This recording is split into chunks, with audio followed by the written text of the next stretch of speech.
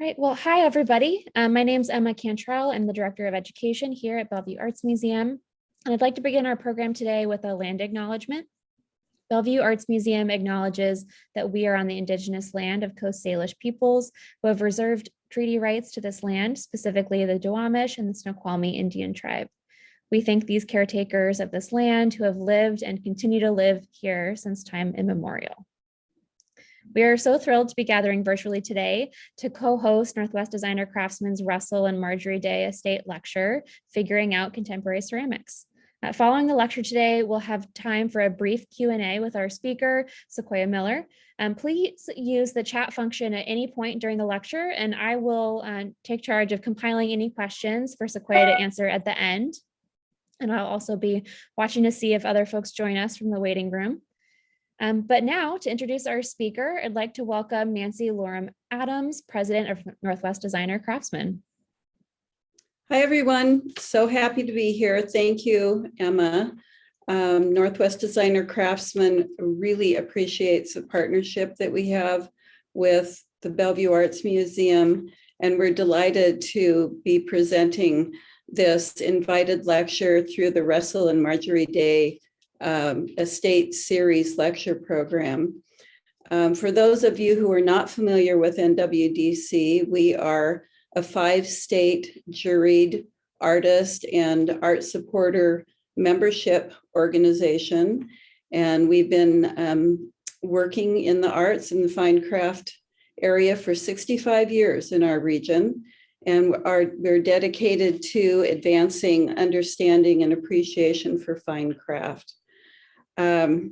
We are so delighted to have Sequoia Miller here with us today. And it's very special to us because Sequoia was a member of NWDC. He was a studio potter in the Olympia area for many years. Many of us have pieces of Sequoia's work in our collections. And he is now, his work is much sought after, and even more so, given that he's not in the studio much at all. Given the fact that about 10 years ago, Sequoia decided to leave the Northwest and go back to school. And he went back to Bard, where he got a degree in decorative arts and design and the history of material culture, and then went on from there to Yale University, where he got a PhD in art history. So he has a very unique perspective on ceramics, given his, and fine craft, really more broadly, given his experience here in the Northwest and now going to national and international venues for his work. He is now the chief curator at the Gardner Museum of Ceramic Arts in Toronto, which is an outstanding position to hold. And I see too, he's a deputy director as well. So it's with extreme pleasure that we invite Sequoia back to the Northwest, back to NWDC, and to talk about the figure in art and ceramics, and to have an engagement with Tip Toland after his talk today. So Sequoia, welcome. Thank you, Nancy, so much. What a treat to be here. It's really a delight to be back in the Northwest, to be in Seattle, and to be among all of the NWDC and Bellevue Arts Museum folks. It's really, really great for me. So thank you so much for the invitation and for the kind introduction, and for all of the work that both NWDC has done through actually 65 incredible years, great track record, and of course at the fantastic Bellevue Arts Museum. So really happy to be here today. It's also really interesting for me to be able to reconnect these kind of different roles of as having been a potter, as Nancy mentioned, and now being a historian and a curator and a teacher too. It's great to kind of bring all of these elements together. So my plan for today is to speak for about 30 or 40 minutes on this topic of figuring out ceramics. And of course, I'm not going to figure out ceramics because nobody ever has, and probably nobody ever will, but hopefully I'll be able to speak to figuration in ceramics, actually. So that will, I think, be about 30 or 40 minutes. And then I'm really looking forward to having a brief conversation with Tip Toland about some of her work and some questions in her work. And then we'll be happy to take questions from the audience. In my talk today, I plan to cover three main areas. So first, I'll consider Tip's work to think through what it's doing and how it creates a sense of connection between the viewer and the object. And I'll say that I'll refer to Tip by her first name informally, because I know Tip a little bit personally, so I'll take the liberty of calling her Tip in this talk. After focusing on Tip's work, I'd then like to think a bit about polychrome sculpture and ceramics in historical contexts. And then to finish off by looking at two other approaches to contemporary ceramic figuration in the work of Canadian artist Sherry Boyle and American artist Simone Lee. And I'll actually begin by saying that one of the real challenges of preparing this talk has been that there are really incredible artists working in figurative ceramics here in Seattle, and there have been for many years. I've actually chosen not to talk about their work today, even though I admire it deeply and would love to spend the time thinking about it and writing about it. Instead, today, I'll contextualize Tip's work within a broader geographical range. This will lead to many omissions, but I hope that as a group you find it illuminating. Okay, let me start. Empathy in Clay, the title of Tip Toland's exhibition at the Bellevue Arts Museum, accurately identifies one of the key aspects of her work, that it has a powerful ability to create a sense of empathy in the viewer. When we look at Tip's work, we're drawn into the startlingly lifelike allura of a being, one for whom it is easy to imagine emotions, speech, and responses to everyday situations. Closely tied to empathy is a sense of vulnerability, which comes through in so many of the characters that Tip creates in her work. These characters in Tip's work emerge from the margins of society. They're often frail, or quite a bit older, or in fact, very young. Many look to me like they may not actually be able to take care of themselves, but rather they have a caretaker, or maybe a nurse, or someone who can soothe them and tend to them when they need attention. Tip works within a very narrow visual range, honing her materials and themes to reveal an incredible variety within these very strict parameters. Each work realizes her vision as an artist in full, as she continues to mine this core of her practice. I'll focus on Grace Flirts, a piece on view in the show, to articulate what I think is so affecting about Tip's work. Grace Flirts consists of a female figure, slightly smaller than life size, standing somewhat awkwardly at the back of a diving board. She appears to be a young girl, thin, prepubescent, dressed in what might be an old-fashioned bathing suit, with her arms crossed in front of her in a shy and protecting gesture. With hunched shoulders, knobby knees, and toes pointed inward, Grace appears tentative, but stands her ground, almost looking for a kind of affirmation or shelter. Her most prominent feature, of course, is her mouth. Oversized, red, and shiny. Her lips read as a pair of kind of novelty or wax lips, offered as an enticement or form as of allure. Is this flirtatious, or has her intention gone awry? Rather than helping her flirt, the lips also seem to silence her, making it harder for her to communicate.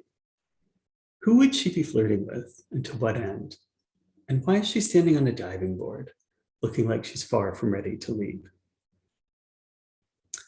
Tip's figures are often at life scale, sometimes a bit larger, sometimes a little bit smaller, and typically presented singly, either in standing positions, sitting positions, or as busts.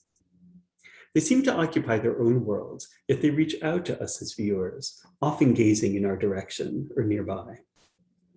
Their scale, of course, brings them into direct relation with our own bodies. A smaller figure, such as Grace, is one who may need care and protection, while others, slightly larger, like the greedy king we can see here, can surround our field of vision and be somewhat menacing, kind of dominating us. Grace Flirts is emblematic of Tip's work in that it suggests a narrative without being explicit. The artist often includes one or two clues or props in a work that anchor the figure in its world and suggest to us viewers what may be going on. In this case, the lips and the diving board help to evoke a narrative, complementing both the physical gesture and facial expression of the figure. The title further locates the work, identifying both the central character and suggesting her own action. Tip often uses titles in this way, creating a path toward an internal story about the situation, but not fully defining it for us viewers. To state the obvious, the incredible naturalism in Tip's work is central to what makes it so affecting. The works are not trompe-l'oeil exactly, in that they do not fool the eye, but rather the physical description of the figures is both carefully and flawlessly executed. The rendering of musculature, joints, skin, and other elements of the human body appear startlingly realistic, causing us to see both movement and attitude in our mind's eye when we view the work. The use of human hair, as in this piece, adds dramatically to this effect, bringing the sculpture out of the realm of the representational and toward that of the real. The hair in particular blurs the boundary between the viewer and the work, bringing an element of the actual world into the domain of the object. The hair suggests that other aspects of the body may be real as well, deepening the frisson between what I know to be a representation and what I understand to be human. For me, Tip's works stop short of falling into the uncanny valley, a term coined in 1970 by robotics engineer Masahiro Mori. Mori's observation was that as robots became increasingly realistic, there was a point at which they also became unnervingly lifelike, alienating rather than endearing them to the people meant to use them. Mori termed this the uncanny valley, to indicate the unbridgeable gap between the almost real and the actually alive.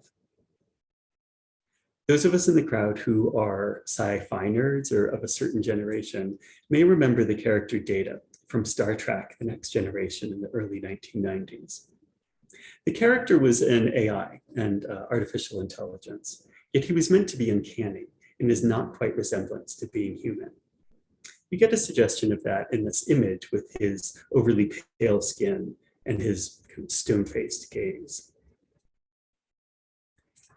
Grace Flirts, like all of Tip's works, approaches one of the boundaries of representation, but stops shy of the uncanny. Even as our focus toggles between the overall, which is convincingly lifelike, and the minute to understand how it was accomplished, we sustain the understanding that the characters or the figures are not alive, but rather sculpture. This is a significant aspect of Tip's work because indeed empathy is at the core of her project. If her work were to tip into the uncanny, it would distance the viewer, set us on edge. Instead, we remain in an empathetic space. A final aspect of Tip's work that helps account for its overall effect are the rigor and ambition that are embedded into it. While the scale of the work brings it into direct conversation with our bodies, and the naturalism creates a sense of the presence of the shy, these two qualities also point toward a discipline and a mastery in excess of what we often see in artworks. Whether or not we know how they are made or know much about ceramics at a fundamental level, they're impressive. Tip works primarily without assistants or fabricators, making every aspect of her work individually, somehow moving these massive, heavy, and fragile objects in and out of kilns as she makes them. There's simply no way that making this work could be easy. For me, a sense of rigor also comes through in the consistency evident across Tip's entire body of work. After over 20 years of seeing her work, I can't ever recall thinking that any aspect of her sculpture looked unconsidered, ill-planned, or ill-executed. The consistency and complexity together speak to a clarity of vision and an intense drive to bring these objects and these characters into the world that underlies their individual impact. The strategies of portraying figures of the very young and the very old in vulnerable situations, often with direct gazes, offering narrative clues through concisely realized props and titles, and pursuing a naturalism that is just shy of the uncanny. And undergirding the work with the rigor and consistency all come together to evoke a type of subjecthood or psychological interiority that reaches out to viewers, creating a sense of empathy, connection, and care. We may or may not know the backstories of these people, I could say, but we can relate to these figures as expressions of human experience, each with echoes in our own lives. I'll step outside of ceramics and the sculptural for a minute to look at Tip's works in relation to the photographs of Diane Arvis. Arvis was a photographer active primarily in New York City in the 1970s and 1960s, and is widely celebrated for her images of outsiders, misfits, and slightly curious. The people portrayed in Arvis's work seem often to be at odds with the larger world, yet somehow they're also completely comfortable being themselves. Their eccentricities are not minimized, and perhaps above all, Arvis's images create a sense of empathy or compassion for her subjects. Arvis and Toland both shy away from the spectacular, from the objectification, and instead focus on bringing out an empathetic human response, where we as viewers can relate to the characters that we're seeing. Both artists explore underlying truths about their subjects, expressing a clear artistic point of view while also allowing the subjects to speak directly. Both are drawn to people at the margins of society who express a combination of vulnerability and resilience. As artists, they hold space for this vulnerability and complexity. This gesture of caring, in turn, preserves or generates a greater sense of humanity in the viewers, encouraging us to see others as whole and valuable, rather than just as outcasts or as oddballs. Both artists affirm idiosyncrasy, creating compassion and a deepened sense of humanity. This in itself seems to be the political content of the work, the centering of the marginal and the opening of a new capacity to relate.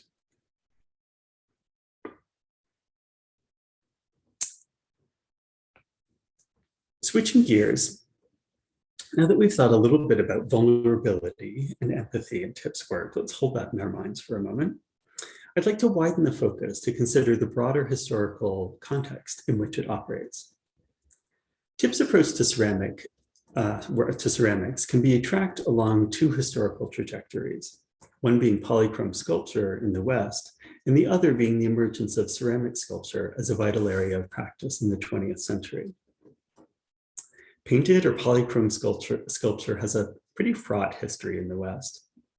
As hierarchies of art began forming in the Italian Renaissance and then solidified in the 17th and early 18th centuries, marble and bronze emerged as the principal sculptural media. Their centrality as materials derived from the role in the classical statuary of ancient Greece and Rome, and the intentional linking of European elites to this past.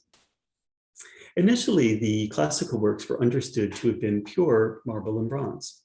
But even after the broad acknowledgement that many of the ancient edifices and figures had been painted in bright colors, the paradigmatic image of the ancient world remained one of gleaming, idealized artworks.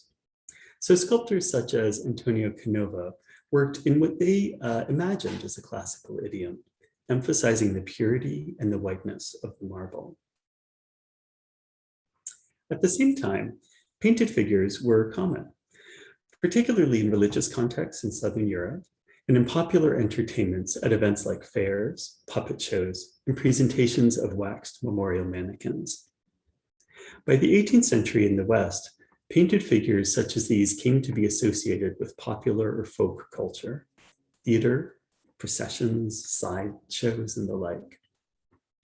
As Luke Sisson writes in the catalog of the recent exhibition, Like Life, Sculpture, Color, and the Body at the Metropolitan Museum, which included Tip's work, quote, overly realistic sculpture was seen as too fleshy, obsessed with particulars and not enough about the universal human condition, less base or physical states, end quote. In ceramics, the painted figure came to be associated with the figurine, which emerged with the development of the porcelain industry in Europe in the early 1700s, first at Meissen and then elsewhere. Building on the popularity of sugar sculpture made for the dessert table in Renaissance Italy, porcelain figurines soon became wildly popular. They were collected initially by aristocratic elites, but then broadly across a wide demographic, particularly in Europe and its colonies, from the 17th century to the present day. Much like puppets, figurines portrayed types like the fishmonger or the flower girl, as well as stock characters, such as those from the Commedia dell'arte shown here. Figurines functioned as markers of taste while also being whimsies, rather than as portals to the contemplation about the universal human condition. Academic hierarchies classed porcelain figurines as decorative, being distinct from and subaltern to the fine arts. Life-size or larger scale ceramic sculpture became more manageable in the 19th century with the development of industrial ceramic production, particularly in England, but also elsewhere. This would include Minton, a large-scale producer in the UK, which invented the form of majolica in the 1850s. While grand in scale, these figures and objects were typically just under life size and were also frequently embedded into utilitarian forms rather than presented entirely as sculpture per se. So the figure on the left here is actually a garden seat, and the character, the sort of Egyptian type character who's holding the garden seat, is at under life scale. The central piece is also a jardiniere, sort of holder for a planter. And the entire form is quite large. It's about 6 feet high. So the figure itself, again, is at a little bit under life scale, but the whole piece is about body size, which is another set of interesting questions. As seen in these two examples, the subject matter in the 19th century also frequently centered on depictions of non-white people that served to visualize fantasies of European and colonial expansion. Glazed ceramic figurines remained popular into the 20th century, yet they also retained associations of the collectible, the multiple, and the utilitarian, such as this amazing statue of Neptune, which stands about 4 feet tall by Austrian artist Michael Powolny. This was a series of sculptures, there were 8 in total, that were made for the Diana Baths in Vienna. So they would have been in this kind of mid-range of sort of elevated taste, but still firmly within the decorative. The reappraisal of polychromy in sculpture began not with figurative forms in particular, but rather with the broadening definition of sculptural materials and form in the early 20th century. Artists like Pablo Picasso and El Lissitzky began painting works, but within a broader critique of sculptural hierarchies that included things like using real spoons in a sculpture, or as in the El Lissitzky work in the center, kind of exploding the notion of a sculptural form to be a room or kind of proto-installation. Surrealist sculpture from the interwar period also could include painted surfaces and polychromy, but was just as often comprised of real-world objects and metal materials. So in this case of the lobster telephone, the lobster is a painted form, whereas the telephone itself is a real-world object, or in the Duchampian language, a ready-made.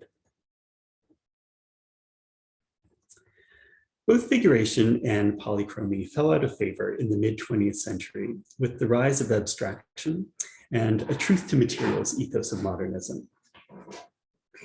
Painted surfaces were clearly reserved for canvas and the opticality of two-dimensional art, while the essential characteristic of sculpture lay in its dimensional presence in space.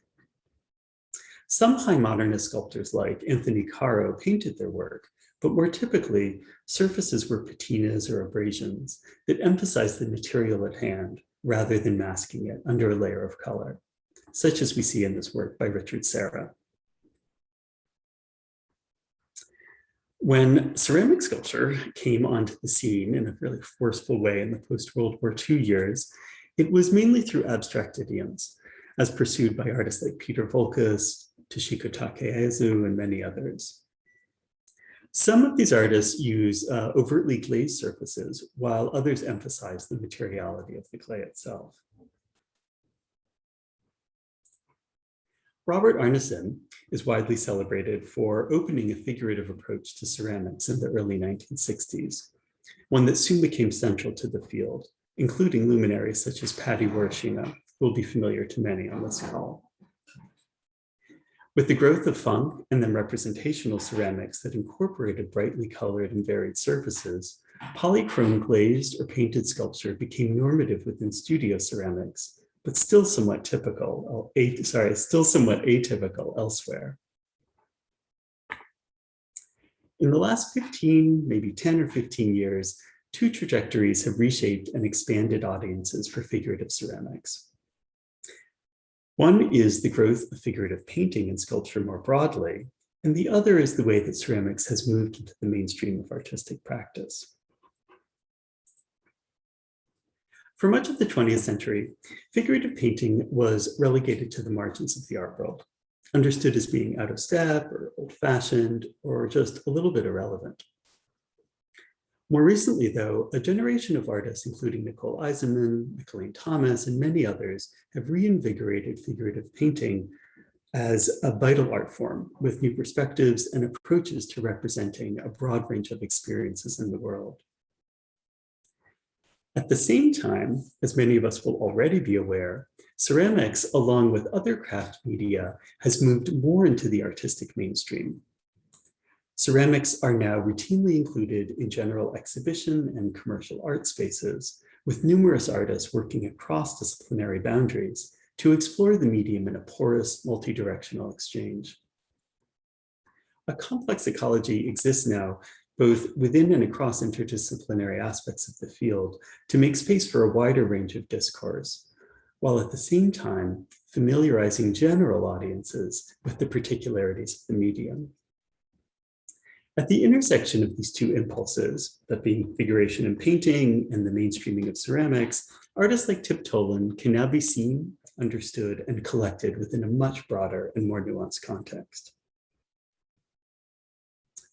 Adding to Tip's empathetic, naturalistic, and character-driven work with the ceramic figure, I'd like also to talk about two other approaches to contemporary figurative clay, which are a self-conscious critical mining, which include a self-conscious critical mining of the decorative history of the medium, exemplified by the artist Sherry Boyle, and engaging the medium as a means to explore questions of race, representation, and identity, as in the work of sculptor Simone Lee.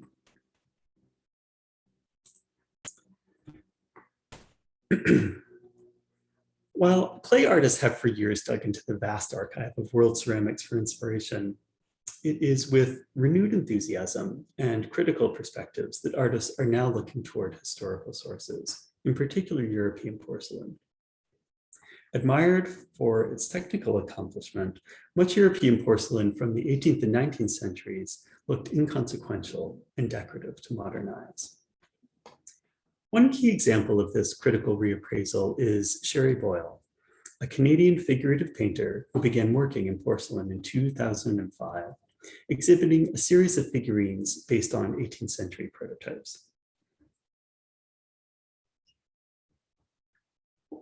Boyle was interested in porcelain figurines and decorative arts precisely because they were not part of the sculptural and fine art mainstream, but rather they were aspects of a more populist story with images and figures accessible to broad audiences. In this case, associations with the decorative arts and domestic spaces transformed from being a liability, something that made them less valuable or interesting, into becoming an asset, something that lent them greater potency for meaning and for resonance. We see this in the untitled figurine of the woman holding her own head. It is exactly because the form is hyper-feminized and hyper-decorative that the bloody stump of both the neck and the head is particularly jarring. Boyle has continued working in clay and drawing from European decorative ceramics, including her riff on the Staffordshire flatback, seen here, a work titled By My Image. This piece takes the form of a 19th century middle-class mantle ornament and recasts it as a critical history of feminist representation in ceramics. The large figure that you can see is a depiction of a historical person named Hannah Barlow, who was a well-documented 19th century transgender English sailor. The little figures that Hannah Barlow was holding are depictions of women and kind of female body representations in ceramics through the historical archive. By My Image is part of a large-scale immersive exhibition scheduled to open at the Gardner Museum next year, titled Outside the Palace of Me. The project includes a range of figurative ceramic sculpture, such as these 3 works on plinths that are about 18 inches high, life-size busts, and a processional of pieces comprised of multiple smaller figures. In many works, Boyle draws directly from ceramics history, almost as a shorthand for a kind of larger human history. The robust integration of figures of figurative ceramics into contemporary art is important because it exemplifies the tilting away from traditional hierarchies of artistic practice. While there are many sources for this shift, with artists like Sherry Boyle, I see an origin point being the feminist art of the 1970s and work by artists like Judy Chicago and Miriam Shapiro that offered an alternative to historical structures of power and value. By turning to Meissen figurines, China painting, and folk and popular culture imagery, artists like Sherry confront some of the longstanding power imbalances inherent in Western culture. I wanted to bring Sherry's work in conversation with Tip Toland's also because empathy rests at the core of both. Sherry Boyle's project uses ceramics, decorative arts traditions, the materials and visual cues from popular entertainments like the Sideshow and the Wax Museum to engage questions around how we form our identities, what truths we present to and hide from each other, and how we carry baggage forward from historical violences like racism, misogyny, and colonialism. While the overall project is critical of the power structures that underlie our lives, it is also one that centers empathy. So rather than a harsh or dogmatic critique, Boyle suggests one that is patient, inclusive, and tolerant. An example like this is seen in the work White Elephant, 2 images on the left. The sculpture is a monumental figure. If it were standing, it would be over 16 feet tall. Its gender is a little bit ambiguous, but generally she reads as a she reads as a female, and is dressed entirely in white, while also having white skin and white hair. The work is ceramic in part. The head or the face is made of porcelain, as are the 2 hands that you can see. The white hair, clothing, and internal structures are made of other materials. Rather than being static, White Elephant is actually animatronic. At seemingly random intervals, the head spins rather quickly to the left or the right, ending in a dead stop, facing forward again. White Elephant is a piece about race, and in particular about whiteness. The attenuated limbs speak to the exaggerated importance of whiteness, as well as to the almost grotesque distortions that arise from its overcentering.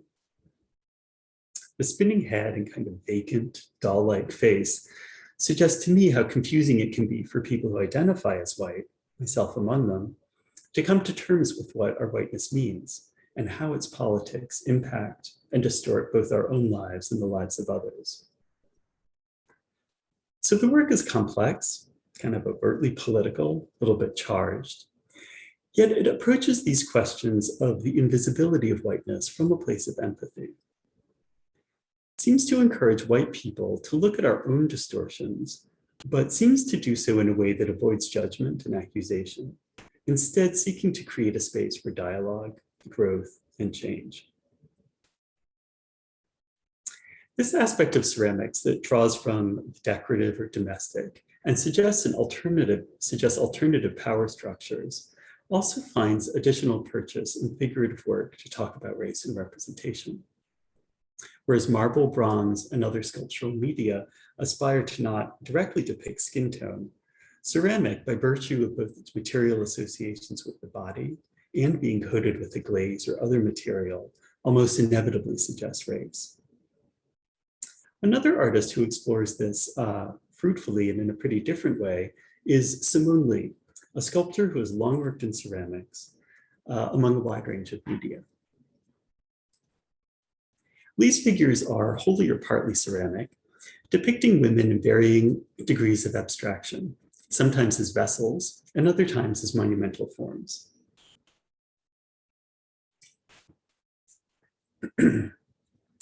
Unlike Tip Toland, Lee obscures the faces of her figures, favoring a symbolic female form rather than the specificity and interior psychology of Tip's work.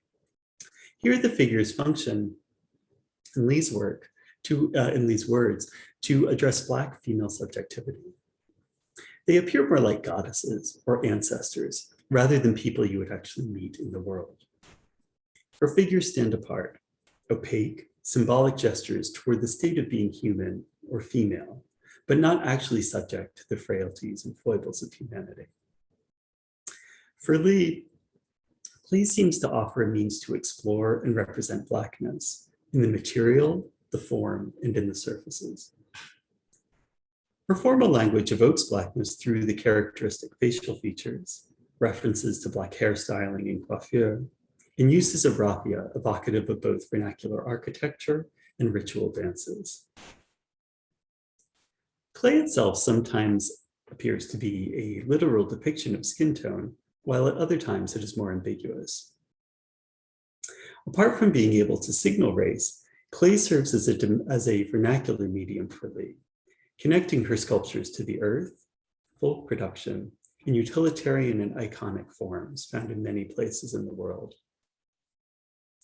The salt glaze in Lee's work, which can be seen in the hair around the central piece, manages to shed its specificity of European origins in this work, becoming instead both an expression of Blackness and an image that points toward a broader humanity. These works exploit the current ability of audiences to see ceramics as a complex medium, with material associations with the body, with sustenance, and with the essential aspects of being human, while also speaking specifically to Black and African-American experience. I think we see in all of these three examples of Simone Lee, Sherry Boyle, and Tip Toland, three really different approaches to thinking about figuration and ceramics.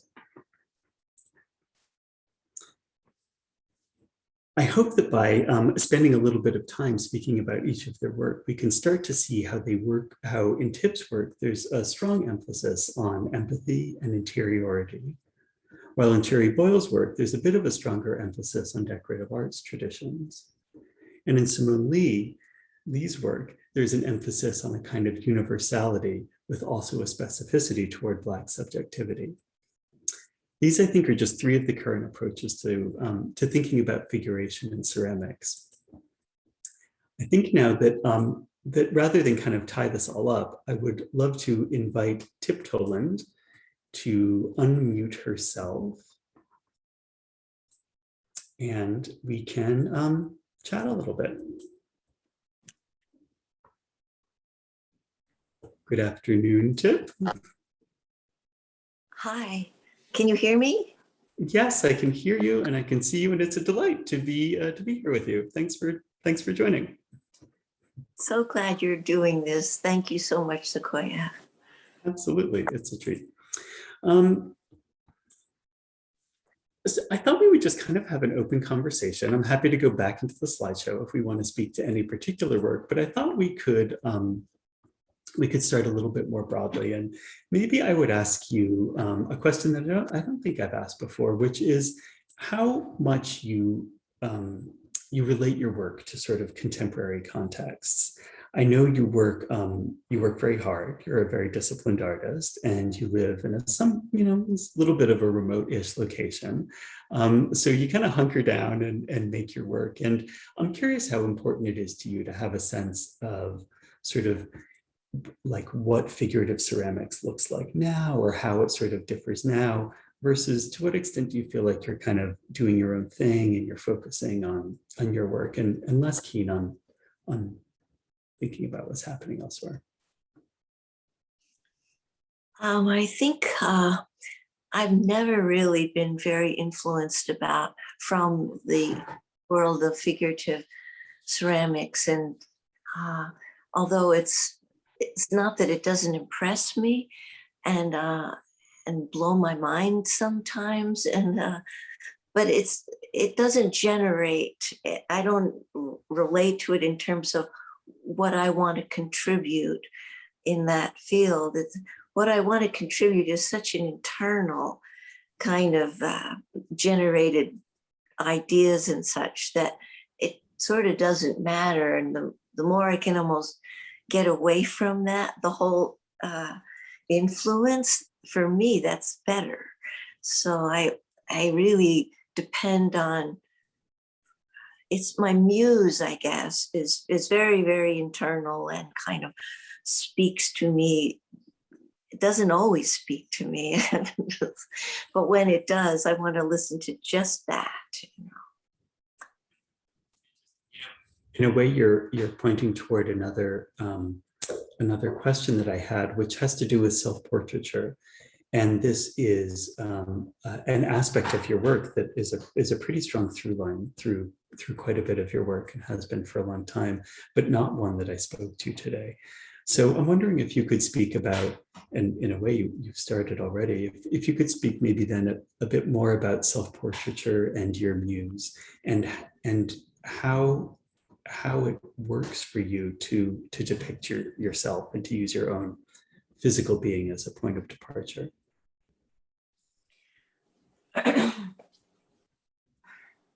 Well, so often it needs to be actually me to be able to go through, like Tantrum, let's say, that piece that was the full figure tearing up a pillow. I had to just do me, because it just wouldn't have worked in my mind without it being me. So specifically, some things just have to be me, but then on other pieces, they can be quite autobiographical, but they don't have to be me. They can be sort of stand-ins, and they often are much stronger that way. Like, and even not the right, even not the female gender. A lot of times I switch genders, and that I relate to that character as being better embodiment of what it is I'm trying to get through. So they're all quite autobiographical, or usually, but not always need to be me. Also, there's another practical application too, but I try to, when I really need a model to be that model, I find that model.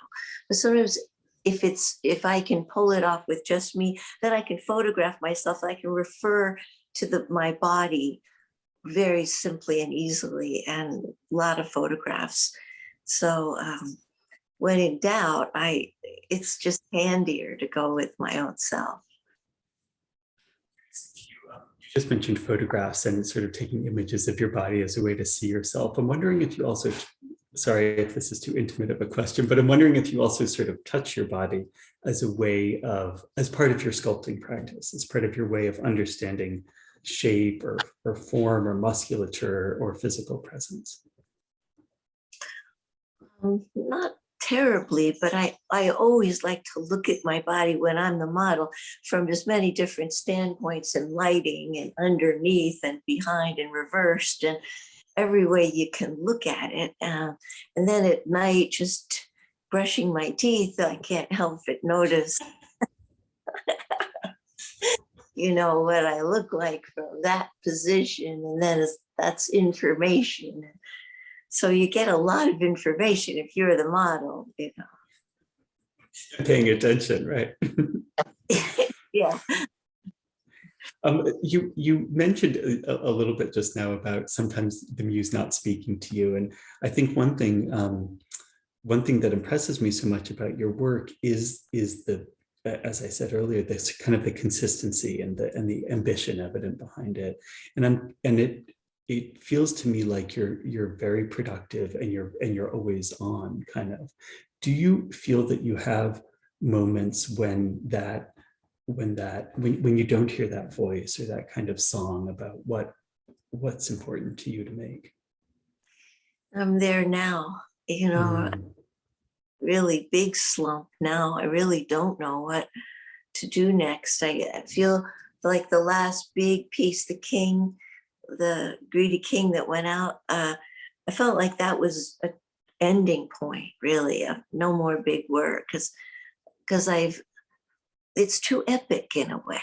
It's just it took a year really to do that. And there's other things I want to explore. And it felt like I was chained in a way to this big guy, and I was committed to getting him done and out. But I didn't want to be so, I wanted the lifeline to be much shorter time span working on little pieces so I could get ideas going. But then I can't seem to come up with any right now. So I go to the studio and I just hit some kind of wall of resistance, and I don't have any ideas right now. And so I thought maybe I could just start drawing, and that usually helps quite a lot. So I don't know. I'm in one of those non-active periods right now. I always sort of think maybe I won't ever be an artist again. I give that over to, in a way, a higher power to sort of say, no, you're done, Tip. Now you can do something else. You know, I don't know what that would be, but I don't know. It's scary. Yeah. It's really uncomfortable. Really, yeah. I have to say, I appreciate you being so honest and so frank about it. I think that it's a very difficult, I can remember being there at times myself, for sure. And I think it can be a very difficult thing to speak to in a public forum. I do think, I mean, this is an NWDC lecture, and I think a lot of the folks who are listening are artists, are makers, are craftspeople, and I think a lot of the folks who are on this call have experienced this in one way or another themselves. So I expect there's a lot of relating to this moment that you're in that's happening. It's tricky for sure, and interesting to hear of drawing as one way in the past that you've sort of found your way back into your work, in a sense. That's true. Yeah. It's never obvious, I guess, is it? Yeah. I mean, I sort of want to I want to be able to be really bad. I feel like I'm starting all over again. And I use more mixed media and put it all together, maybe with one part, just a hand or something that's maybe clay, and work much smaller. And I wanted to do some puppets after I saw Paul Clay's puppets in a book at Akio's memorial, actually. And I love that. And I felt like that's a way through into more bizarre kinds of ideas that I had to leave behind. I felt like when I did the bigger figures, I couldn't make them as crazy as I had an impulse to. So I have an impulse to get bizarre again, more surreal, and but I haven't done it yet. It's interesting. Thinking of the word epic, which you used around the Greedy King piece, and wondering about the relationship between sort of what you gain and what you lose when you do work at that epic scale. And it sounds like you risk losing a little bit of the bizarre, or of the unexpected, or of the peculiar because you do have to invest so much in one idea or in one kind of cluster of ideas. Yeah, it just went on and on and on, and I had to finish, but then it was painful to stay with him for that amount of time. I wanted to be done with him, so I was impatient at the end, the last couple of months, and wanted to hurry up. But then I have this perfectionism, and then I just went, no, you have to get into it. Just throw yourself in, Tip. It's all right. It's going to end one day. It will end, and so there's always a bunch of stuff going on, in the studio. So the show at the Bellevue Arts Museum includes, it's kind of like a mini retrospective in a way. It includes work from a number of different stages of your life, of your making life. And I know that for many artists, sort of seeing their deeper past, their kind of middle past, and their sort of present kind of presented together can be a little bit disorienting, or it can be wonderful. I'm curious how it has been for you to sort of see this body of work that represents a pretty broad span of time come together. Is it impacting the way you think about your work? Well, in fairness to the Bellevue Art Museum, I didn't have really a lot of work I could have given them for this mini retrospective, but there's so much more that I did. It's just barely the peak at top of the iceberg. There's an enormous amount of other work that I have done, but I don't have it handy to give to them. But I would have liked, sometime I actually would love a retrospective, because then you'd see much more clearly how much other stuff, because for 20 years alone, I just did the wall pieces. I did a whole lot of them. And then I just changed immediately and just started doing little 3D. And then I did a whole lot of those too. And then it was like, okay, big. And then the busts, there's so many busts so I just have done actually a lot of work. So I wish sometime, I don't, but it would be kind of neat to see an enormous retrospective, because there is a lot of work so I feel like it just touches on. I also think of like all those people getting together, right? Like all these different characters and stories kind of getting to talk to each other after all this time. Yeah. It reminds me of hypnotherapy I once did. And she goes, now we're going to go and we're going to have a meeting of all of your internal voices. It was kind of like that, it was bizarre, very bizarre. Funny. This is great. So I'd love for us to switch to the some questions that are coming in from the folks who are on the call. And so I can see them here in the chat. And let me see. So we've had a question around your process, basically, for making work. And I know this could be a very, very detailed conversation about process, but maybe if you could just give a super brief sense for folks who don't know, sort of how do you sort of generally make the work, and how do you generally deal with the kind of physical aspect of it? Generally, it's I draw. It usually comes from a sketch, or it almost always comes from some sort of a little thumbnail sketch. And then if it's got some value, I think, then I go immediately, I think, what scale would it need to be? And then what gender, and who is this person that can carry the idea? Then that translates into finding a model. And then the model, if it's me or otherwise, then I go to them, I put them in the position, the gesture that they would need to be to hold this idea. Then they photograph them, measure them extensively. Then I get an armature that would suit the measurements and the photographs in the scale that I would need it to be. Then I screw the armature all together on a big board, and that usually is a rolling dolly kind of, and then start packing on clay solid onto the armature. Then just keep packing it on, and then just sort of start to remove it and start to really manipulate it until it's pretty much leather hard. are a little harder than leather hard. Then I start cutting it off, the armature, hollowing it all out, taking the armature apart, getting rid of it, putting it back together with no armature on the board, and then drying slowly, slowly. Sometimes I have to fire the work in pieces. So thinking about that, then fire it, then it comes back from the firing and needs to be all rejoined. If it's in pieces, epoxied back together, and then primed and painted and pasteled and all of that.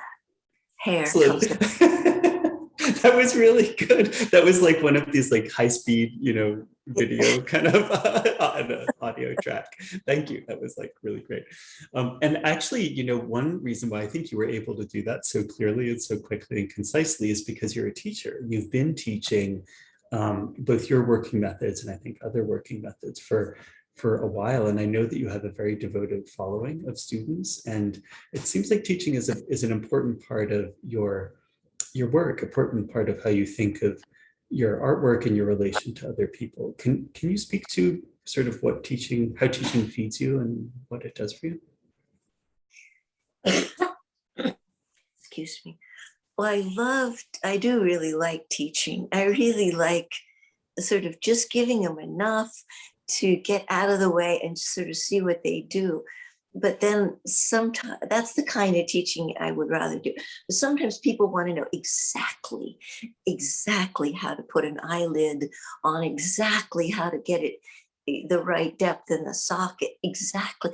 So if they really want to know all of that exactly stuff, then I'll tell them. But I prefer just showing them and then backing away and then encouraging them to take it in their own way.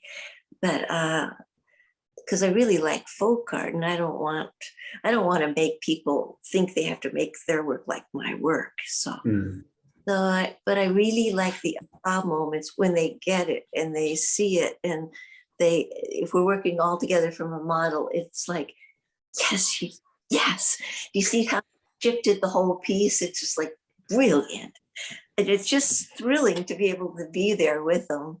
When that happens. Do you think that the empathy that comes through in your sculpture comes through in your teaching as well? I guess it does, because I get so excited right in front of the students. How cool, how beautiful, this line is, or just how beautiful. I end up really loving the models out loud. So I think, yeah. We've had a question about the stories that are embedded in so many of your works, and understanding that the pieces have titles and often the characters will have names. I don't even actually know if character is a word that you like to have them described by, but wondering about the stories behind them. And are these stories that only you know, or are they stories that you like? How much do you want the specific narrative to come through? I don't really want to over-explain it or anything. I'd rather under-explain than over-explain. But I do want there to be a hint, and that's usually through the title and the props, whatever they're holding, or but so much in the gesture. I want them to feel the piece first, then maybe go and start thinking about the narrative and imagining what the narrative is, but I never want to really explain it fully. And sometimes I want to be obscure, because some of the figures are of spiritual nature, and I hate the notion of like there being a kind of a story that would in any way exclude anyone's religion, any audience member from. It's more, I want a universal feeling experienced, not so much a specific character that's in a religious theme. I want to widen it all, open it all up. Yeah, absolutely. Could you speak a little bit more about this question of spirituality in the work, and sort of the role it plays, and how you think of spirituality becoming visible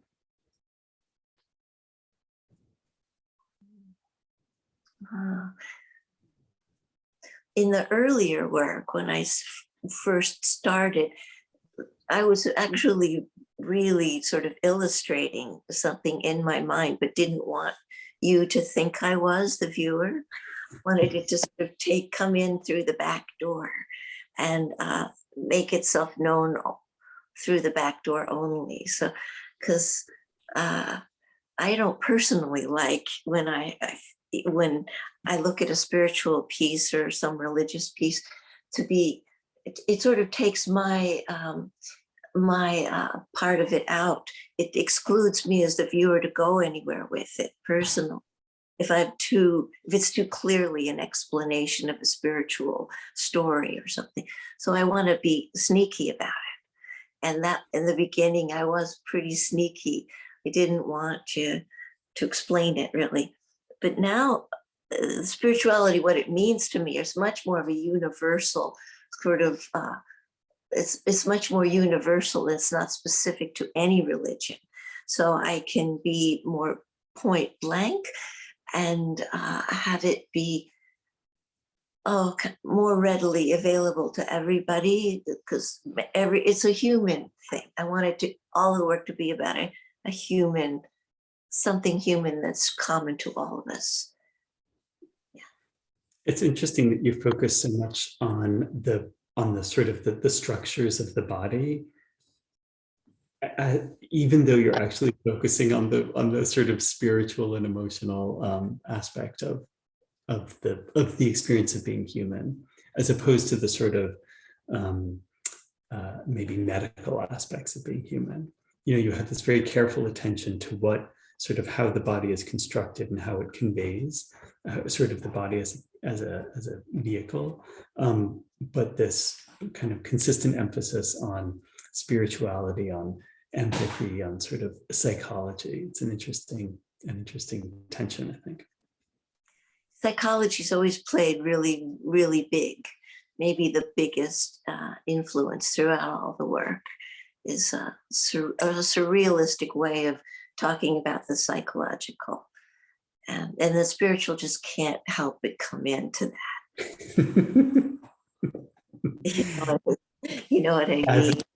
Yeah, absolutely. I see that we're a few minutes past the hour, so I think that we should probably wrap things up. I don't know if you want to come back on, or Nancy come back on. Maybe I'll say thank you, Tip, for making your fantastic work over these years. It's been wonderful to continue to see it. It's wonderful to speak with you and to have the opportunity for thinking about it. Thank you. Oh, Sequoia, it's a pleasure. It's such a pleasure to talk to you. Thank you for doing this. Well, thank you both for joining us today and getting us inside your conversation. It's really lovely to hear the two of you talking with each other. Tip, I've heard you talk before, and I much more from you today. And Sequoia, thank you for putting us in contact with the figurative and for bringing forth some new figurative artists that you're bringing in a partner, it appears. So what a nice afternoon. I wanted to let everyone know that we are recording this, and it will be posted at the YouTube channel that NWDC has. You can find the link to that through our website. And to get to the NWDC website and to learn more about NWDC, you go to nwdesignercraftsman.org. And Emma, thank you again for being a partner with us and for joining together with us to present this outstanding book. Have a lovely afternoon, everyone, and we look forward to the roundtable tomorrow with Sequoia at the Bellevue Museum. Thank you, everybody. Well,